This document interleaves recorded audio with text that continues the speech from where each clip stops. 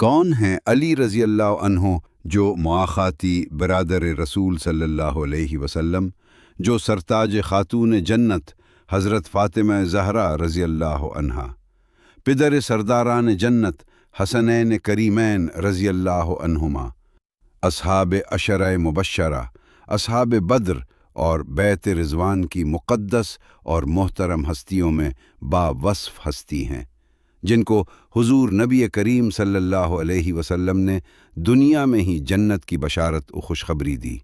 وہ علی رضی اللہ عنہ جن کو السابقون الاولون میں خاص مرتبہ دیا گیا، وہ علی جو خلافت راشدہ کی امانت کے امین، وہ علی رضی اللہ عنہ جو گفتار کے غازی اور کردار کے دھنی، جن کا نام علی، لقب حیدر و مرتضیٰ، کنیت ابو الحسن اور ابو تراب ہے، جو نسبی طور پر بھی قربت رسول صلی اللہ علیہ وسلم کی سعادت سے سرخرو اور دلی طور پر بھی آقا کریم صلی اللہ علیہ وسلم کے ہمراہی ہیں۔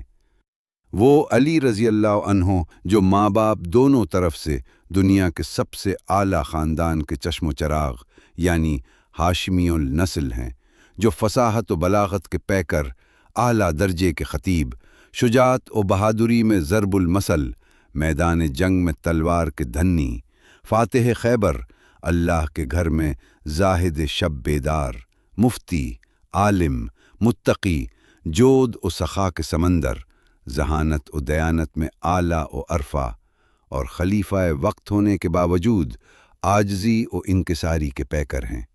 آپ نے بچوں میں سب سے پہلے اسلام قبول کرنے کا شرف حاصل کیا۔ آپ کے ساتھ نبی پاک صلی اللہ علیہ وسلم کی اتنی محبت تھی کہ اپنا جگر گوشہ فاطمہ زہرا کو آپ کی زوجیت میں دیا۔ آپ ایسی ہستی ہیں جن کو کریم آقا صلی اللہ علیہ وسلم نے ہجرت کے وقت جب کفار لہو کے پیاسے تھے تو اپنے بستر پر سلانے کی سعادت بخشی اور فرمایا، علی امانتیں واپس کر کے آنا، اور حضرت علی رضی اللہ عنہ کا برزا و رغبت اس حکم کو شرف کے طور پر قبول فرمانا ایک عظیم سعادت ہی تھی۔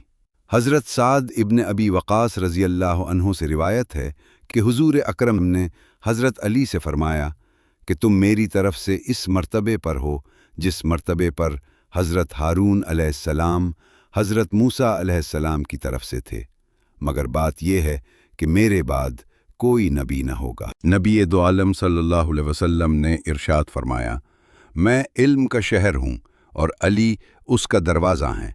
آپ خود اندازہ لگا سکتے ہیں کہ جب تک انسان دروازے سے داخل نہ ہو تب تک کسی شہر میں داخلہ ممکن نہیں ہوتا۔ اس بات سے مقام علی رضی اللہ عنہ کی عظمت واضح ہو جاتی ہے۔ حضرت علی رضی اللہ عنہ کی زندگی انتہائی سادگی کا مظہر تھی۔ سوکھی روٹی کے ٹکڑوں کو بھی پانی میں بھگو کر کھا لیتے، نمک، کھجور، دودھ اور گوشت سے رغبت تھی، مگر کئی دفعہ ایسا ہوا کہ افطاری کھانے بیٹھے تو کسی سوالی نے صدا لگائی تو سب کچھ اپنے آگے سے اٹھا کر راہ خدا میں ہدیہ کر دیا اور خود پانی سے روزہ افطار کر لیا۔ آپ کھیتوں میں مزدوری فرماتے باوجود کہ خلیفۃ المسلمین تھے، کنویں سے پانی نکالتے، غلاموں کو آزاد فرماتے، خلافت کے دوران بازاروں کا چکر لگاتے تاکہ قیمتوں کی نگرانی کی جا سکے، اور گداگری کی لعنت سے لوگوں کو منع فرماتے۔ دوسروں کا دکھ بانٹنے والے تھے۔ جب نماز کے لیے کھڑے ہوتے تو آپ کے بدن پر لرزہ طاری ہو جاتا اور چہرے پر زردی چھا جاتی۔ کسی نے وجہ پوچھی تو آپ رضی اللہ عنہ نے فرمایا کہ یہ امانت کی ادائیگی کا وقت ہے جس کو اللہ تعالیٰ نے آسمانوں، زمین اور پہاڑوں پر اتارا، تو وہ اس بوجھ کو اٹھانے سے عاجز ہو گئے۔ آپ اپنے عہد خلافت میں بازاروں میں تشریف لے جاتے، بھولے ہوں کو راستہ دکھاتے اور بھاری بوجھ والوں کی مدد فرماتے۔ آپ ایک بار قبرستان میں بیٹھے تھے، کسی نے کہا، اے ابو الحسن، آپ یہاں کیوں بیٹھے ہیں؟ آپ رضی اللہ عنہ نے فرمایا، میں ان لوگوں کو بہت اچھا ہم نشین پاتا ہوں، یہ کسی کی بدگوئی نہیں کرتے اور آخرت کی یاد دلاتے ہیں۔ حضرت علی رضی اللہ عنہ کی شہادت کا واقعہ بھی آپ کی زندگی کی طرح بے مثال ہے۔ سن 40 ہجری 19 رمضان المبارک کی صبح جب آپ کوفہ کی مسجد میں نماز فجر کی ادائیگی کے لیے تشریف لائے اور سجدے میں، تو عبد الرحمن بن ملجم نامی ایک خارجی نے آپ کے سر مبارک پر زہر آلود تلوار سے وار کیا۔ اس وقت بھی آپ کی زبان پر یہ الفاظ تھے، رب کعبہ کی قسم، میں کامیاب ہو گیا۔